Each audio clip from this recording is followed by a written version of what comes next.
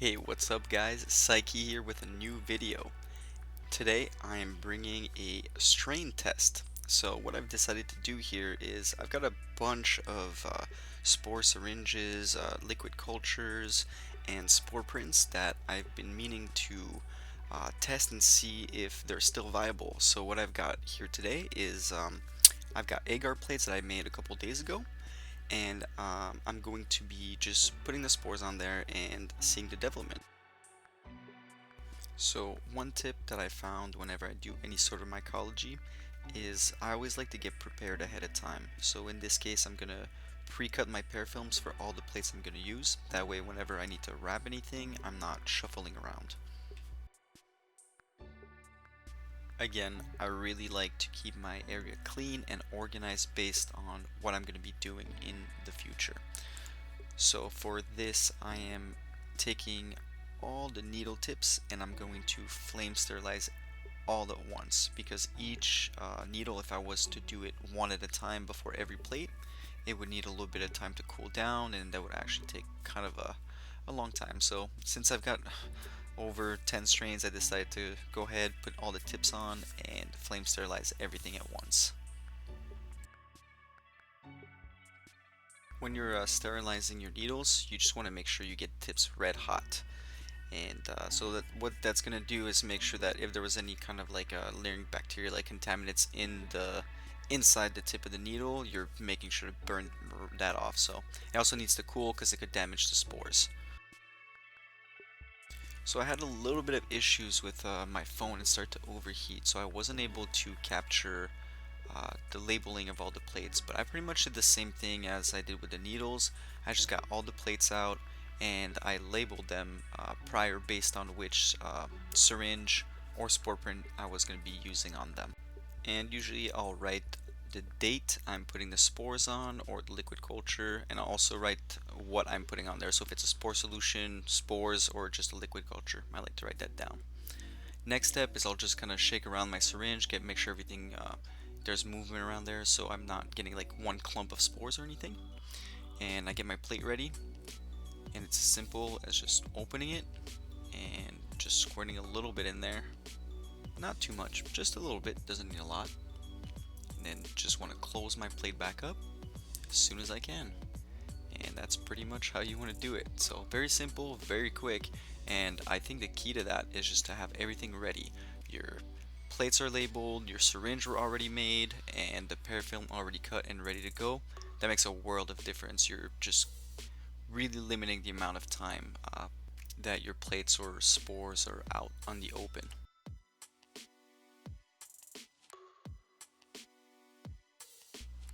Just want to take some time to thank you guys for watching the video. If you have any questions, comments, suggestions, leave them in the section below. I really try to get to everybody as fast as I can. Also, if you leave a like, subscribe, that helps me out a lot, and definitely appreciate that. Also, I'm kind of looking for suggestions in terms of what kind of videos you guys want to see. I was thinking of maybe starting a section where I do a kind of like a psychedelic trip weekly review, where I could share some of my own stories, or I would just do kind of my perspective on some trips or something like that. So that was an idea. I was also thinking I could do a mushroom strain review. So every month, or I'm not sure what time frame I would use, but it would be dedicated to a specific mushroom, a specific strain, and I would kind of dive deep into that and just really explore it with you guys. And I'm just going to go ahead and finish up these plates in the background here, and we can move on to the next step.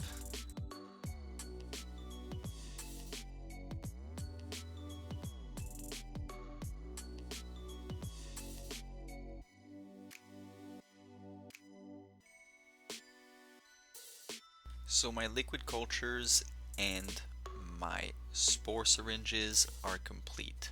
I'm moving on to the spore prints. What I like to do typically is I'll pre-scrape the print, close it back up, and that way I've loosened up some spores, and usually it's much easier to just open the plate and kind of drop it on there. On occasion though, my aluminum foil, as you can probably tell in here, is kind of like bent in a lot of places. So whenever I do scrape and try to tap everything down, it's gonna get caught in like nooks and crevices.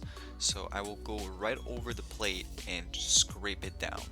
I also have my flow hood that's blowing from left to right, and so that can kind of cause a little bit of issues with the spores. Just gotta make sure it doesn't fly all over the place.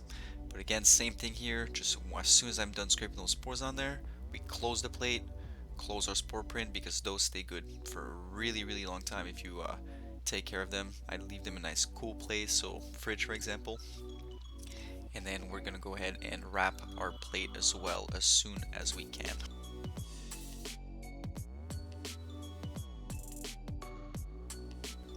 And there we go, all set.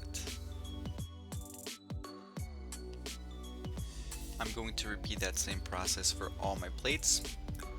Some of the plates I decided I want to do a couple from the same spore print just to see if I can get different results. And also, one thing I did not mention is how I sterilize my blade, because that's very important as well. You can go the option of flame sterilizing your blade in between each scrape, but what I've preferred to do is I actually took the lazy way out here, and I already have a bunch of blades they're pre-sterilized, so I just went ahead and changed the blade after every use. You also don't need to change the blade for the same spore print. So for example, one of those I'm working with the same spore print for 3 plates. I did not change it in between because they're touching the same thing, and we don't have to worry about any cross contamination. While if you go ahead and use it on a different spore print, you have to make sure you're changing your blade or sterilizing it every single time.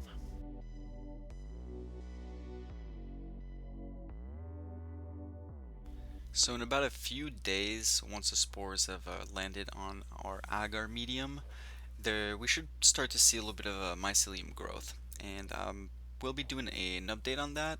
And I'm also going to be shooting a video of inoculating grains with that specific agar that I'm making right now.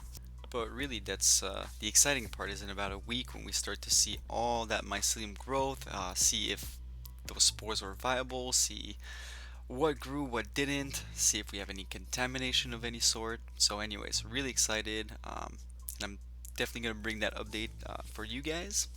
And again, thank you guys for watching this video. If you have any questions, if you have any comments, leave in the section below. Again, thanks, and Psych-E out.